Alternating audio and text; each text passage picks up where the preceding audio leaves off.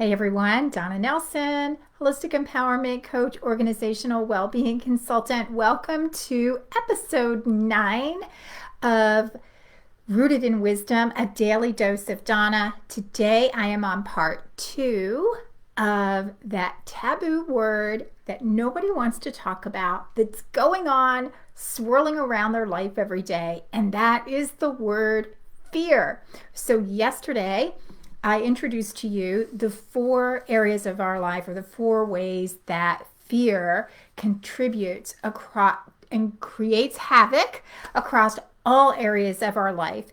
And those 4 areas are clarity, connection, confidence, and communication. So yesterday in episode 8, I talked for a few minutes about clarity and how our clarity is impaired when we are in a fear response. So today we're going to talk about connection and how we break connection with ourselves and with others when we're in a state of fear. And it doesn't really matter what is causing the fear. It could be something psychological going on outside of us. It could be something going on within our home environment or at work that is causing us this mental stress, that's causing us to worry and be in a state of fear of what's going to go wrong. So while primitively speaking, fear is there to protect us so that we can be safe physically.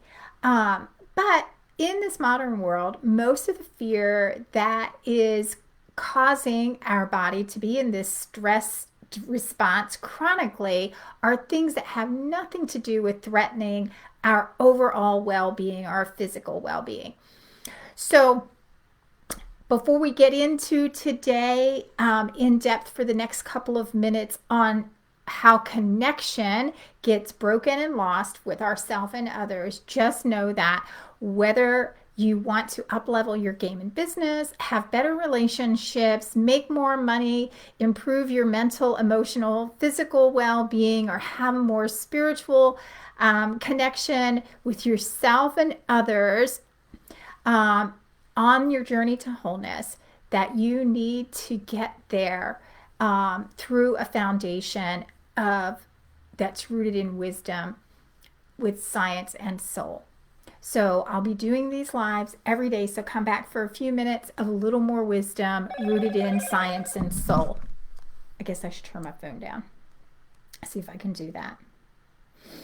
So what about connection? How do we break connection with ourselves and others during times of stress or in this state of fear?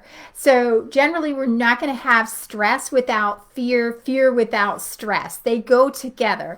Now you don't necessarily have to really always have fear if you're in a state of stress, but I bet if you really assessed yourself, there is fear rooted in all stress. So they go together and it causes this toxic overload of hormones in our body, weakening our immune system, weakening our connection to ourselves because it's clouding our intuition, it's clouding our heart's ability to really connect to our own inner knowing through compassion and love. And it's breaking our connection with others.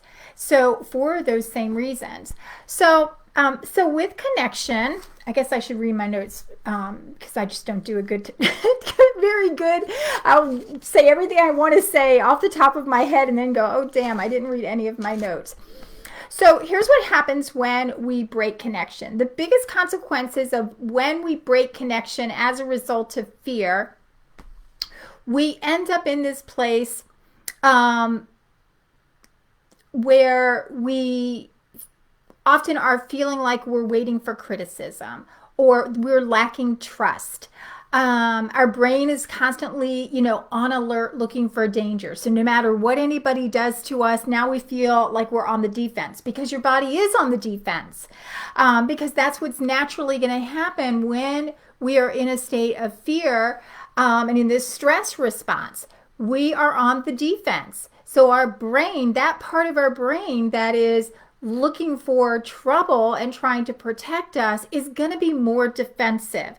And so then we're going to be more reactive.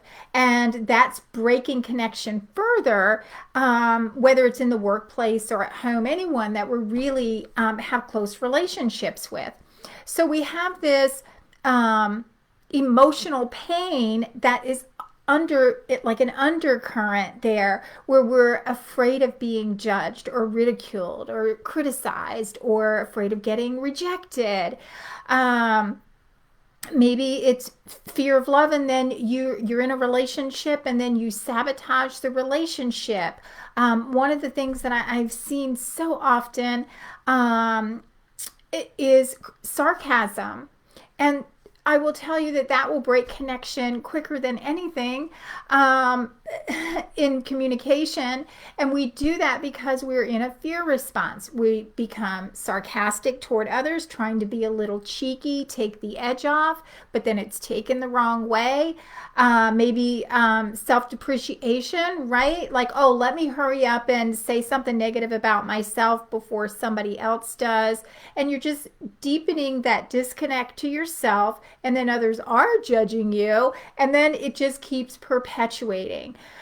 So all of this is because we have a fear of something, whether it's a fear of others and how they perceive us, or the reactions might be to us, or how we're seeing ourselves. And it's always about how we're seeing ourselves, right? That's the first foundation, is that whatever this is going on, this is about what's going on the inside, not what's going on outside of you.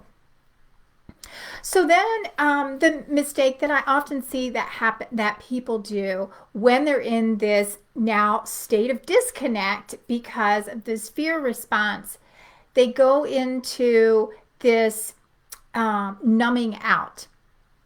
So now that I don't have a sense of who I am, I don't feel connected to myself, I'm clearly disconnected and not aligned with others, I'm feeling alienated and lonely and whatever all those things are when we have this disconnect.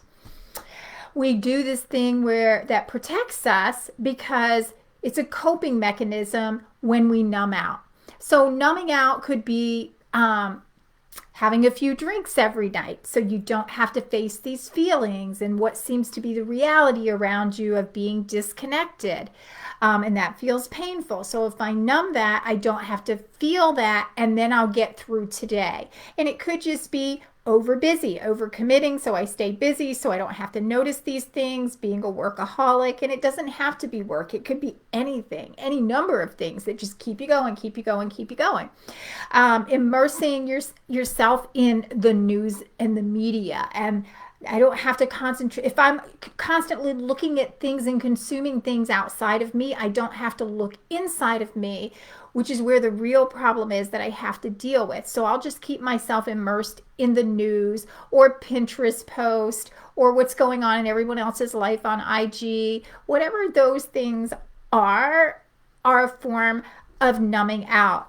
And there's many others, right? Some people just take their sleep meds and go to bed and try it again the next day. So these are all unhealthy coping mechanisms when we're in a state of fear that we don't know how to get ourselves out of, and then we have this disconnect. So yesterday is about clarity and how we break the ability to be creative and resourceful and solve problems effectively because our thinking brain is offline in a state of fear.